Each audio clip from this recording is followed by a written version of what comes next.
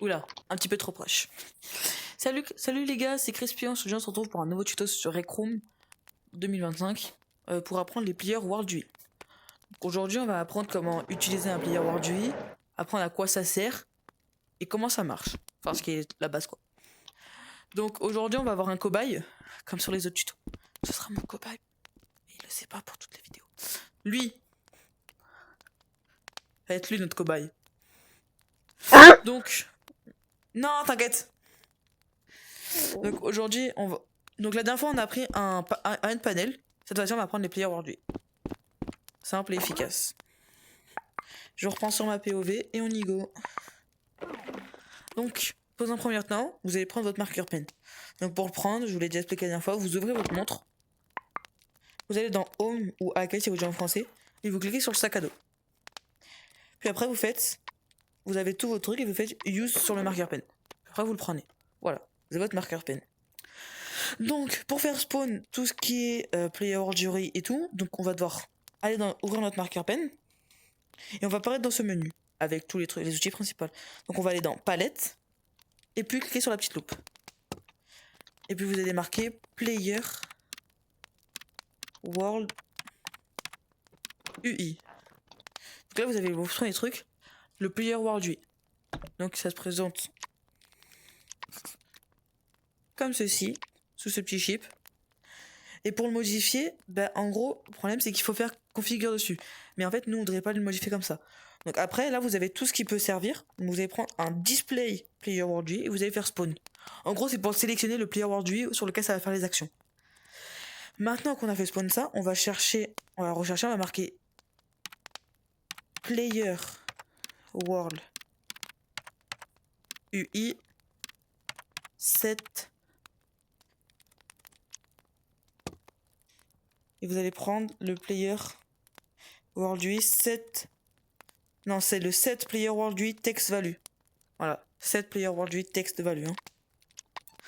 Après, maintenant que vous l'avez fait spawn, donc il apparaît comme ça, et on a la value. Donc la value, c'est le texte qu'on va écrire dessus.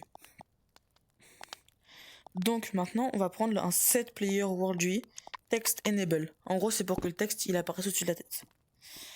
Maintenant, on va retourner dans Tools et faire Connect. Donc en gros, on va faire que quand le target, le player world UI que ça va target, bah, c'est celui-là qu'on spawn au début.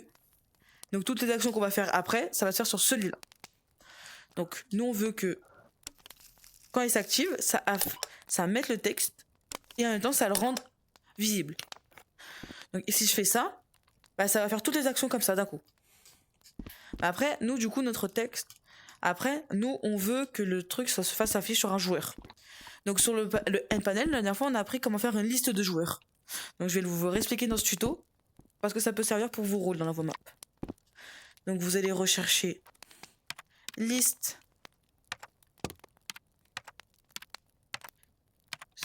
string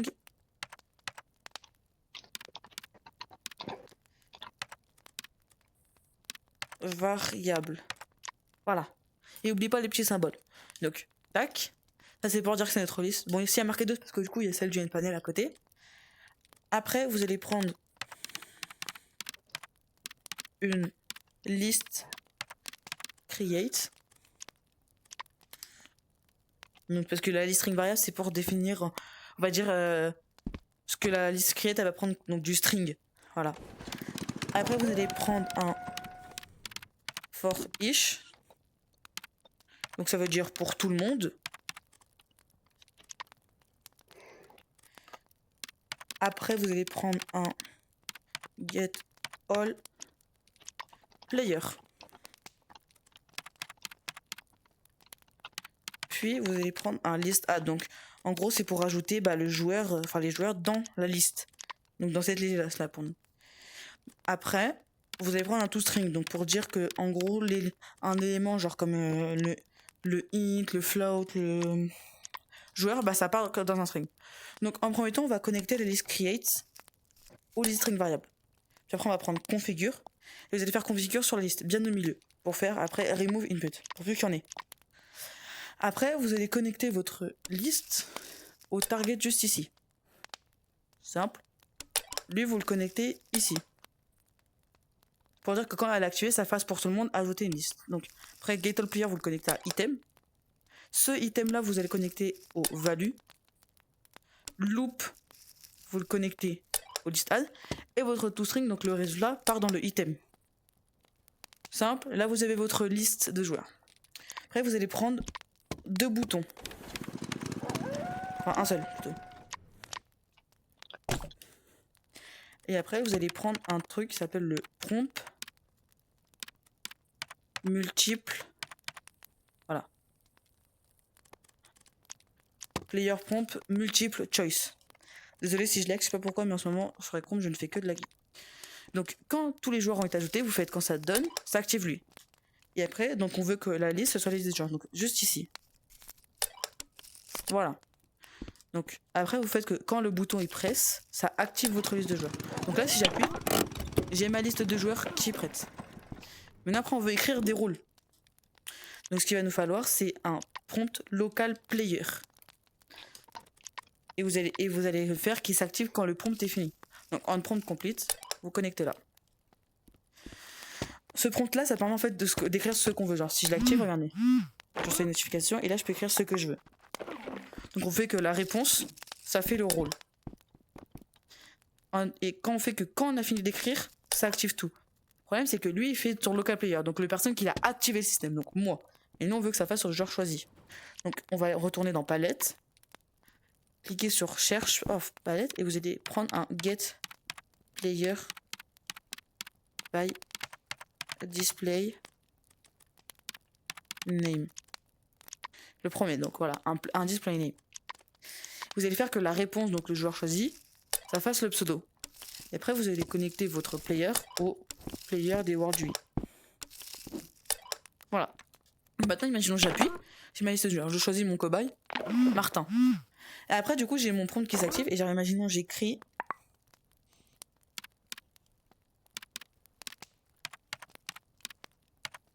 Voilà, j'écris ça. Et bah là, regardez, au-dessus de sa tête, il y a marqué cobaye. Et après, vous avez des barres de PVP. Pourquoi écrire ça? T'inquiète.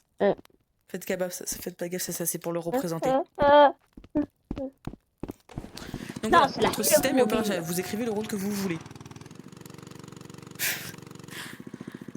Donc maintenant, imaginons vous voulez une liste de rôles bien précise. Alors, vous voulez pas écrire tout le temps le rôle.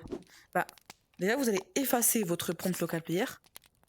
Après vous allez dans Tools et vous voulez prendre Clone Flip. Vous allez cloner juste en dessous votre deuxième prompt. Après vous allez aussi copier la liste create. Donc la deuxième liste create que vous avez créée, vous allez la connecter au deuxième prompt. Et nous on veut que ce prompt là, il s'active quand la liste est finie. Quand l'autre premier prompt avec les joueurs est fini. Donc un prompt complete, ça active lui.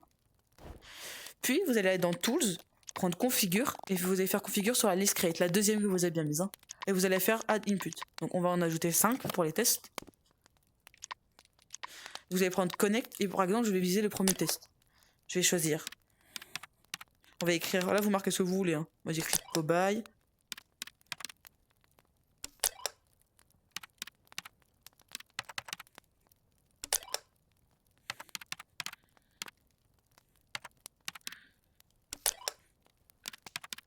Et quand vous avez écrit vos rôles, voilà, là j'ai écrit mes rôles, vous allez faire que la réponse, bah comme tout à l'heure, la réponse, donc le truc qu'on a choisi, c'est cobaye, bah ça va faire la réponse. Vous allez faire que donc la réponse, ça fasse la value. Et nous on veut, bah comme là tout à l'heure, que ça s'active que quand on a fini de choisir notre rôle. Donc en prompt complete, ça fait le player. Donc, maintenant, si je clique sur mon bouton, je peux cliquer sur, par exemple, Martin, et là je peux lui donner un rôle bien défini. Donc en fait je peux pas écrire. Par exemple, je vais lui donner le tuto. Le rôle RR. Et au-dessus de ta tête, il y a marqué RR pour les initiales de Rec Room. Ah bon? Ah, Rec Room. Voilà. Bon, avec un player aujourd'hui, c'est pas tout ce qu'on peut faire. On peut faire plein d'autres systèmes, mais nous on a dit qu'on allait voir les bases. Donc après, on va voir les paramètres qu'on peut lui faire. Vous allez prendre Configure et faire Configure sur le player aujourd'hui. Donc là, vous pouvez désactiver la barre de PV qu'on voyait. Donc moi, je vais la désactiver. Donc la barre de PV. Et après, vous avez la barre de shield. Je la désactive aussi. Après, vous avez le texte. Donc là, vous pouvez définir un texte par défaut. Mais nous, on veut pas ça. Donc après, vous avez Sensei. Genre, ça s'affiche pour tout le monde. Donc, nous, on veut que ça s'affiche pour tout le monde. Pas que pour lui. Et après, vous avez Enable when joining. C'est-à-dire qu'en gros, si le World UI il va s'activer automatiquement dès qu'un joueur va rejoindre. Le problème, c'est qu'un seul World UI peut avoir cette option-là. Donc, voilà. Là, bon, voilà. Donc là, je pense qu'on a vu les bases de notre des World UI. J'espère que ce tuto vous aura utile. Donc moi, je les utilise plutôt pour faire des rôles. Et ça sert pas trop à grand chose à part pour faire marquer le level au-dessus des joueurs. Donc j'espère que ce Je leur tuto vous aura montrer été ma utile. help mobile. Donc, j'espère que ce tuto vous aura été utile. Respect. C'était Crispy. À plus.